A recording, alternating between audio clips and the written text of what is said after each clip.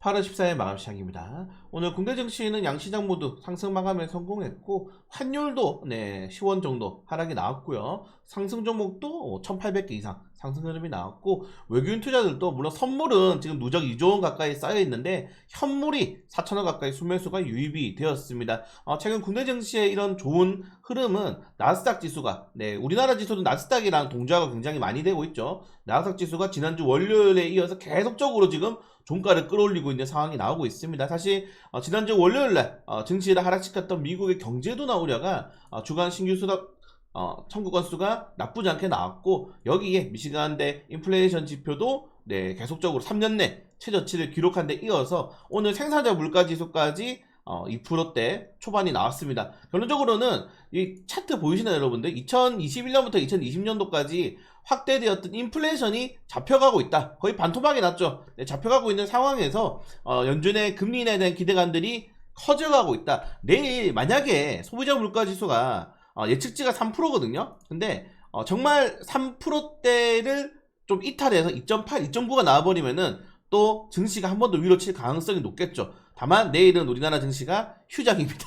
꼭 글로벌 증시가 분위기 좋을 때 휴장하더라고. 그래서 내일 CPI 지수가 나온 다음에 우리나라 휴장을 하고요. 그리고 또 금요일날 다시 개장할 때는 미국 옵션 만기일입니다. 그래서 좀 아쉽긴 한데 일단 CPI가 잘 나오면은 결론적으로 증시에 훈풍이 불 수도 있고 우리가 원하는 거는 미국의 이제 빅컷이죠. 한 번에 0.5%의 금리를 인하하게 되면서 우리나라도 올해 한 차례 금리 인하를 따라갈 수 있게 좀 만들어주는 게 가장 좋지 않나. 그래서 사실 빅컷을 하는 게 제일 좋긴 해요. 그래서 연준의 선택이 좀 가장 중요하지 않을까 이렇게 좀 생각이 됩니다. 그걸 제외하고는 최근에 이제 이스라엘, 이란, 하마스, 헤즈볼라 중동 리스크가 좀 완화가 되고 있습니다. 근데 국제 유가가 안 올라요 지금 여러분들. 유가가 안 오르고 오늘 바이든 대통령이랑 이란 내에서도 이스라엘이 지금 팔레스타인에 대한 빨리 더 이상 공격을 멈추고 휴전 협상에 들어가면은 우리 이제 보복 안 할 거야 이렇게 이야기가 나오고 있습니다. 그렇기 때문에 지금 중동 국가들은 전쟁하기 싫어해. 근데 이스라엘만 지금 계속적으로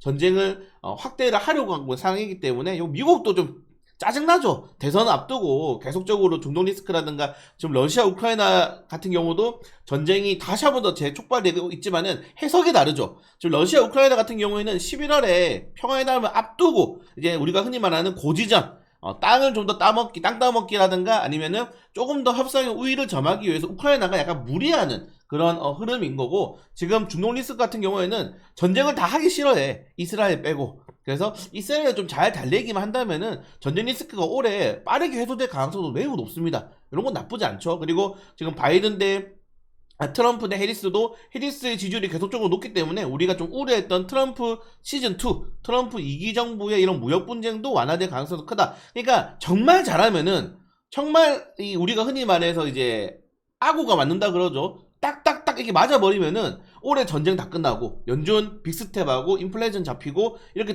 무역 분쟁도 어느 정도 완화가 된다. 자 이러면은 증시가 한 번 더 튀어갈 가능성이 매우 높습니다.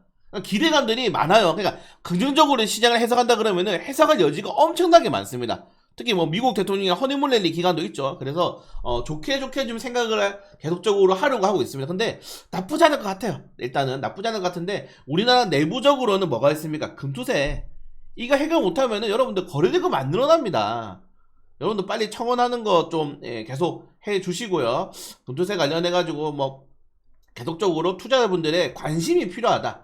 어떻게 되겠지라고 하는 순간 개박살 날 수밖에 없습니다 여러분들. 그래서 시장이 굉장히 좋은 흐름으로 이어나갈 수 있는데 우리나라는 금투세가 발목을 잡고 있어서 거래대금이 확대되지 않는 것은 조금 아쉽다. 다만 오늘 외국인 투자들이 4천억 가까이 소매수가 유입되었는데 결국 반도체가 회복이 되자마자 상승 흐름이 나오지 않습니까? 그래서 반도체에 대한 반등폭이 조금 더 확대가 된다면은 시장이 나쁘지 않게 이어나갈 수 있다는 점들 좀 체크하시면 될 것 같고 그리고 이것도 국내 시장에서는 호재입니다 여러분들. 지금 19개 증권사에서 16일부터 미국 주식 주간 거래 낮에 이제 거래하는 걸 일시 중단하는데 사실 이제 우리나라 같은 경우는 미국 주식 주간 거래하기 위해서 뭘 해야 됩니까 여러분들?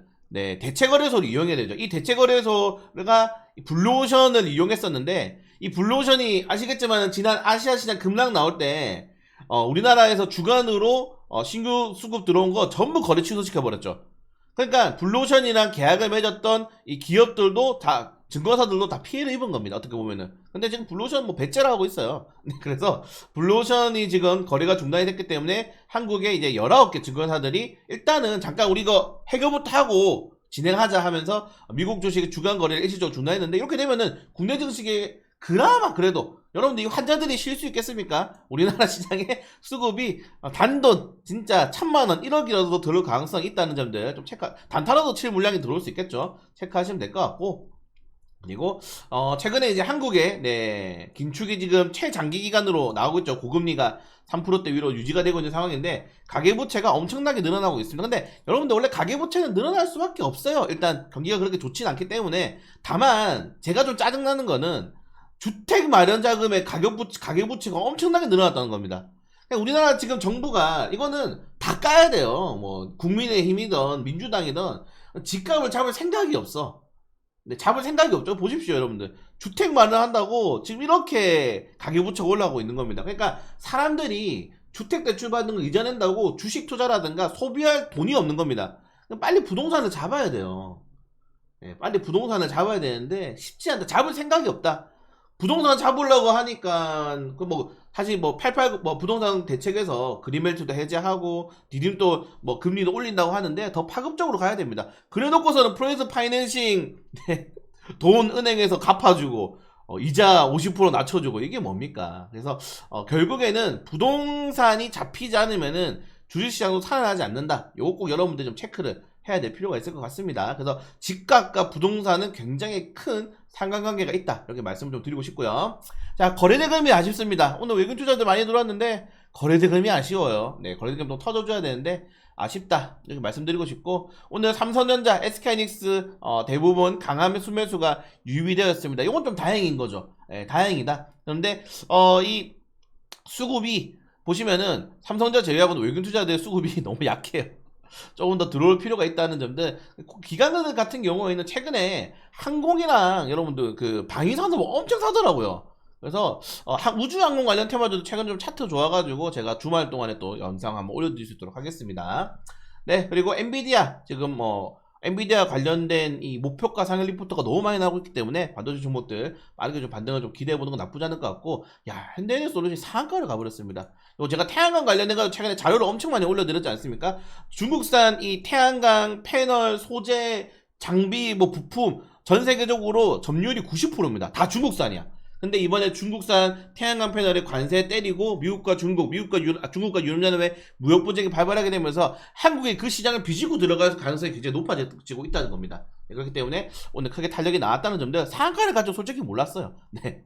자, 코스닥도 거래대금이 너무 아쉽죠. 7조 원으로 계속적으로 나오고 있는데 나쁘지 않은 흐름을 이어지고 있지만 좀 아쉽다. 그리고 역대급 반대 매매가 폭락장 이후에 터졌다고 하는데, 항상 여러분들 장 초반에 1시간 동안은 좀 주의해야 될 게, 요거 많이 올려드리죠. 제가 자료 9시에 신용거래 반대 매매가 나오기 때문에 장 초반에는 네, 매도세가 좀 크게 터지고, 그리고 10시에 CFD 그리고 2시에 14시에 이 캐피탈 대출 반대 매매 나오기 때문에 반대 매매 시간대는 조금 피하시는 게 투자하실 때 가장 좋지 않나, 이렇게 좀 생각이 됩니다. 근데 아직도 신용이 17조 원이에요. 신용이 좀 많긴 하기 때문에 신용 관련된 업종들은 변동성 좀 유의하시기 바라겠습니다. 네, 오늘 코로나 관련 테마주들, 네, 그리고 실적 괜찮게 나온 종목들, 그리고 전기차 화재 관련 테마주들 힘 좋네요. 오늘 태성도 갑자기 상한가를 갖고, 뭐 JMNS, 캐리, 연속적으로 상한가가 나왔는데, 자, 지원 예산 늘린다. 제가 말씀드렸죠, 여러분들. 코로나도 그렇고 배터리 화재도 그렇고 지자체, 정부에서 지원을 하면은 세금 들어가지 않습니까? 눈먼 돈이거든요. 기업들이 호재가 될 수밖에 없습니다. 그래서 오늘 뭐 전기차 화재 배터리 관련 테마주들, 그리고 코로나 관련 테마주도 이렇게 많이 올랐다는 점 있고요. 그리고 벤츠 관련돼서 지금, 네, 보세요, 여러분들. 이 벤츠 뚜껑 열어봤더니 파라시스, 중국 내에서도 품질이 굉장히 낮은 제품인 파라시스가 이렇게 많습니다. 벤츠 야성이 이렇게 무너지나요?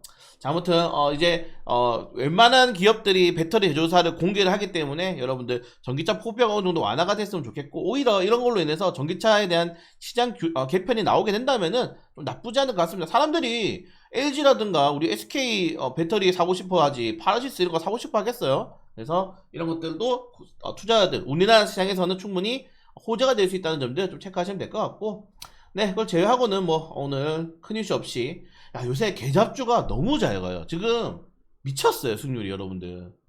계잡주 승률이 너무 좋아가지고 계잡주만 찍어야 될 것 같아. 그냥 계속 찍어야 돼. 승률이 너무 좋아가지고 계속 찍어야 됩니다, 여러분들. 최근에 올려드린 영상이 뭐 다 올라갔죠. 상한가도 신풍제약 나오고 레몬 나오고 오늘 뭐 GH 신소재 장중에 17% 급등하고 시간에 상한가 나오고 어떻게 이런 일이 발생할까요? 네, 그래서 기분은 사실 좋은데 주말 동안에 또 쉬지 못하고 종목을 찾아야 되는 그런 흐름이 나오고 있습니다. 보세요, 여러분들. 레몬, 우리바이오, 지진수, 알리코제약, 헬릭스미스, 일양약품, 파라텍, 드림시아에서 다 올라왔지 않습니까?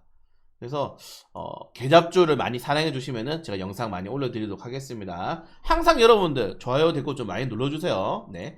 자, 그걸 제외하고는 오늘 뭐 큰 이슈 없이 잘 넘어갔다, 나쁘지 않게 마감했다라고 좀 말씀드리면서 내가 내일 뭐 큰 이슈 쓰면은 5분 브리핑으로 올려드릴 거고, 웬만해서는 내일 휴장이고 또 금요일 날 치면 또 휴장이 주말이지 않습니까? 황금 연휴니까 주말에는 푹 쉬시고 주식 걱정은 제가 하도록 하겠습니다.